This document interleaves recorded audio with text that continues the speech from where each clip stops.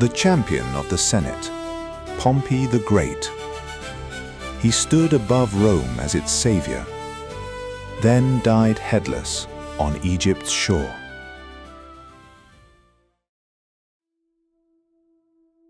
On September 28, 48 BC, a small Egyptian fishing boat rowed slowly towards the shores of Pelusium. Sitting in the vessel was a 57-year-old Roman general, seeking refuge after a devastating military defeat. As the boat neared the beach, he stood up to step ashore. In that vulnerable moment, a former comrade named Lucius Septimius drew a sword and drove it into the general's back. The victim pulled his toga over his face, uttering no sound as he was struck down just one day before his 58th birthday. The man dying in the shallow waters of the Nile was Cnaeus Pompeius Magnus, known to history as Pompey the Great. For decades, he had been the most powerful man in the Western world, a conqueror of 3 continents whose unprecedented military career shattered the traditions of the Roman Republic and paved the way for the Roman Empire. Cnaeus Pompeius Magnus was born on September 29, 106 BC, in the Picenum region of Italy. As a Roman general and statesman, his primary fields of influence were the military and politics. Until the rise of Julius Caesar, Pompey was the undisputed master of Rome. He is considered one of the most influential figures in classical antiquity because he radically expanded Rome's imperial borders, fundamentally reorganized the political map of the Middle East, and normalized the use of private armies to achieve political domination. Though he ultimately fought to defend the Roman Republic, his earlier career established the very autocratic methods that led to its destruction. Pompey was born into a period of extreme volatility. The Roman Republic was violently expanding abroad, while crumbling internally under the weight of political corruption and class warfare. He was the son of Gnaeus Pompeius Strabo, a massively wealthy landowner from Picenum who served as a Roman consul in 89 BC. Strabo was a brilliant but ruthlessly cruel military commander who was deeply despised by the Roman aristocracy and the common people alike. Pompey grew up in military camps, receiving an elite Roman education while simultaneously observing his father's brutal administration during the Social War, 91 to 87 BC.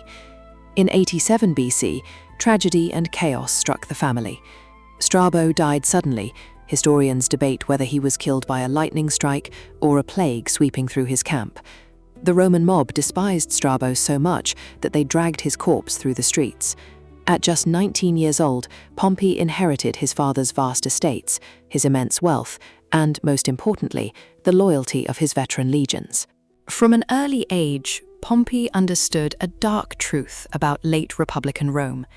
Constitutional law was rapidly becoming an illusion, and true political power belonged to those who commanded military force. The central conflict that shaped Pompey's worldview was the brutal civil war between the factions of the populist Gaius Marius and the aristocratic Lucius Cornelius Sulla. After his father's death, Pompey returned to Picenum and quietly watched the political landscape. When Sulla returned to Italy in 83 BC from campaigns in the east, Pompey saw an opportunity to secure his family's legacy. Realizing that the old rules of the Republic no longer applied, Pompey bypassed the Senate entirely. Using his vast inherited wealth, the 23-year-old raised 3 legions, approximately 12,000 to 15,000 men from his father's veterans, and marched them to join Sulla. He did this without holding any official government office, an act that was technically illegal. Sulla was so impressed by the young man's audacity and military competence that he stood and saluted him as imperator, commander. Sulla's mentorship taught Pompey that immense military success could force the Roman Senate to bend its ancient laws, a lesson Pompey would apply for the rest of his life. Pompey's rise from a wealthy provincial youth to a feared Roman commander was astonishingly rapid. Sulla dispatched him to Sicily and Africa to hunt down Marian loyalists. Pompey executed his orders with such ruthless efficiency that his enemies branded him the adolescentialis carnifex, the teenage butcher. Yet he also won the fierce devotion of his troops. Upon returning to Rome around 81 BC, though some historians argue for 80 BC, Pompey demanded a military triumph. Sulla initially refused, pointing out that Pompey was only 25 and had never held the required political offices, the cursus honorum. In a moment of supreme arrogance, Pompey reportedly told Sulla, "More people worship the rising sun than the setting sun," implying that Pompey's power was growing while Sulla's was fading. Sulla yielded. Pompey celebrated his first triumph and was granted the cognomen Magnus the Great, an intentional comparison to Alexander the Great. Pompey's ultimate breakthrough into legendary status occurred in 67 BC through the passage of the Lex Gabinia, Gabinian law. At the time, the Mediterranean Sea was completely overrun by heavily armed pirates.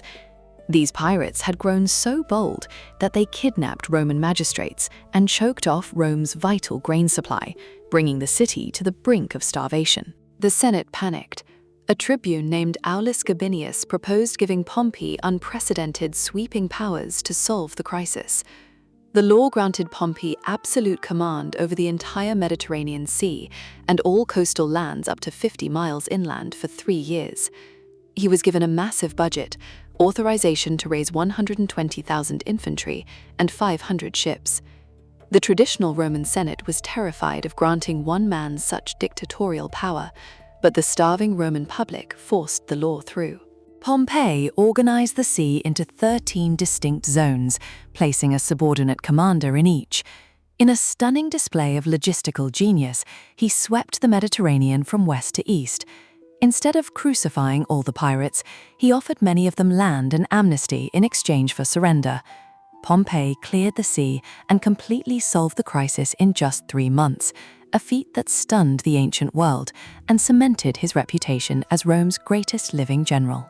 Following his victory over the pirates, Pompey's career was a series of escalating, rule-breaking triumphs. 66 to 63 BC, the Mithridatic War. Under the Lex Manilia, Pompey took command of the war against King Mithridates VI of Pontus. He decisively defeated Mithridates and then embarked on a massive campaign of conquest through the Middle East. He annexed Syria, pacified Judea, and famously entered the Holy of Holies in the Temple of Jerusalem in 63 BC, shocking the Jewish priesthood. 61 BC, the Third Triumph. Pompey returned to Rome and celebrated the most lavish triumph in Roman history. Spanning 2 full days, the parade displayed the spoils of his victories over 3 continents, Africa, Europe, and Asia. He brought an astonishing 20,000 talents of gold and silver into the Roman treasury, increasing Rome's annual tax revenue from 50 million to 85 million denarii. 50 BC, the First Triumvirate. Frustrated by a stubborn Senate that refused to ratify his Eastern treaties or grant land to his veterans, Pompey formed a secret political alliance with Marcus Licinius Crassus and a rising politician named Julius Caesar. This First Triumvirate effectively controlled the Roman state. 55 BC, the Theatre of Pompey. He funded and built Rome's first permanent stone theatre, a massive complex that seated around 20,000 spectators and doubled as a political meeting space. Pompey is best known for his unparalleled organizational brilliance and his massive expansion of the Roman Empire's eastern frontiers. Unlike Caesar, who was known for bold, risky gambles, Pompey was famously methodical. He was a master of logistics, supply chains, and overwhelming force. Media and culture, in the form of Roman political propaganda, coins, and public architecture, played a massive role in his fame. He successfully marketed himself as a new Alexander the Great. People paid attention to him because he delivered results. When grain was scarce, Pompey found it. When pirates threatened trade, Pompey eradicated them. His name became feared and respected, from the Atlantic coast of Spain to the deserts of Syria, because he fundamentally transformed the Mediterranean into a Roman lake. As a human being, Pompey was deeply complex. His primary motivation was the pursuit of dignitas, prestige, honor, and public recognition. Despite his willingness to break the law to achieve power, Pompey ironically craved the approval of the traditional Roman aristocracy. He wanted to be the constitutional savior of the Republic, but only if the Republic acknowledged him as its most important citizen. In his personal life, Pompey was surprisingly temperate compared to his peers. He was deeply devoted to his wives, particularly Caesar's daughter, Julia, whom he married in 59 BC to seal the Triumvirate. Her death in childbirth in 54 BC devastated him and severed the emotional bond between him and Caesar. Pompey's greatest strength was his administrative genius. However, his greatest weakness was political awkwardness. Cicero, a contemporary and ally, often found Pompey to be politically inept, describing him as a man who masked his thoughts behind a blank expression, but often lacked the rhetorical skill to maneuver through the cutthroat debates of the Senate. Pompey's legacy is heavily marked by failure and controversy, most notably his catastrophic mismanagement of the civil war against Julius Caesar. As the 50s BC progressed, the Triumvirate collapsed. Crassus was killed in battle in 53 BC, and Pompey allied himself with the conservative optimates in the Senate to strip Caesar of his power. When Caesar crossed the Rubicon in 49 BC, Pompey boasted that he only had to stamp his foot on the ground of Italy to raise an army. This proved to be a massive overestimation of his local support. Pompey was forced to flee Rome and retreat to Greece, a deeply humiliating strategic withdrawal.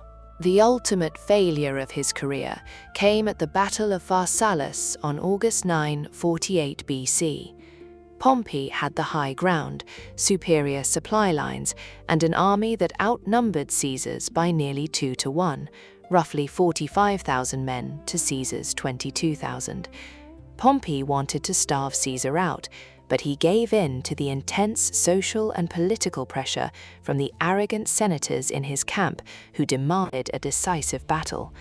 Pompey abandoned his superior strategy, engaged Caesar on the plains, and suffered a total tactical defeat. He fled the battlefield, abandoning his men, an act that severely damaged his historical reputation. Pompey's impact on the ancient world was monumental, with both positive and negative consequences. Geopolitics and economics. Pompey completely redrew the map of the Middle East. He founded or rebuilt exactly 39 cities. By establishing the provinces of Bithynia, Pontus, and Syria, he created a stable eastern frontier that would enrich Rome for centuries. Military precedent. Negatively, Pompey normalized the concept of the warlord. By successfully using his private army to demand political office early in his career, he proved that violence could subvert the Roman constitution. He paved the way for Caesar to do the exact same thing on a larger scale. Architecture. The theatre of Pompey was a monumental leap in Roman engineering.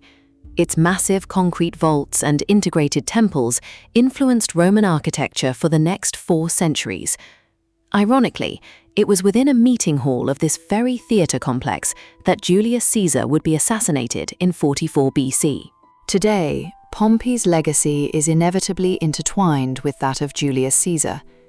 In popular culture, literature, and modern documentaries, Pompey is often portrayed as an aging, out-of-touch conservative who was outmatched by Caesar's brilliance. However, modern historians emphasize that this is a distorted view.